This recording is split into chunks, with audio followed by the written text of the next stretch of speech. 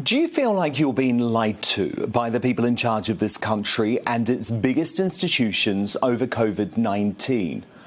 Well, you are. Do you wonder why the vast majority of the mainstream media and most of the usual suspect scientific scaremongers are so desperate to terrify us over COVID by using dodgy stats and fake news? Well, so do I. Fear seems to have become a prized currency for those in positions of power in the UK. Fear to make us believe COVID cases are a massive problem in a largely vaccinated country. Fear to push the authoritarian plan to introduce mandatory jabs to the NHS by April. Fear to tell us the use of vaccine passports make any sense. But the media, politicians and our leaders must stop their addiction to fear, so worryingly developed since the start of the pandemic last year, and start delivering the facts without hysteria, so Brits are able to make up their own minds. I will continue to campaign against this use of scare tactics to keep Brits in our box, prepared to give up God-given civil liberties and freedoms that are our birthright.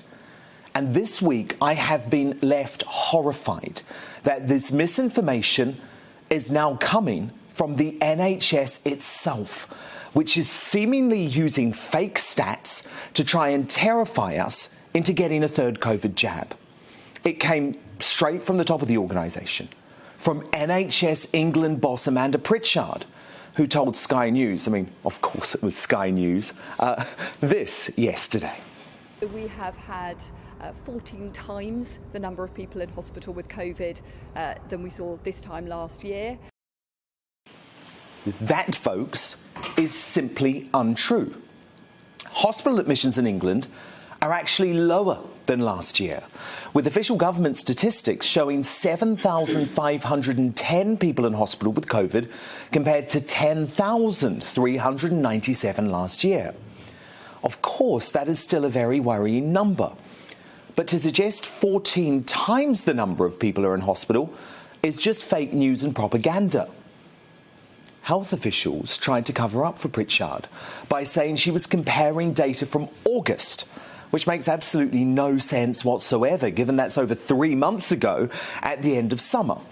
But Sky News, ITV News and the I newspaper repeated this NHS disinformation without a second thought.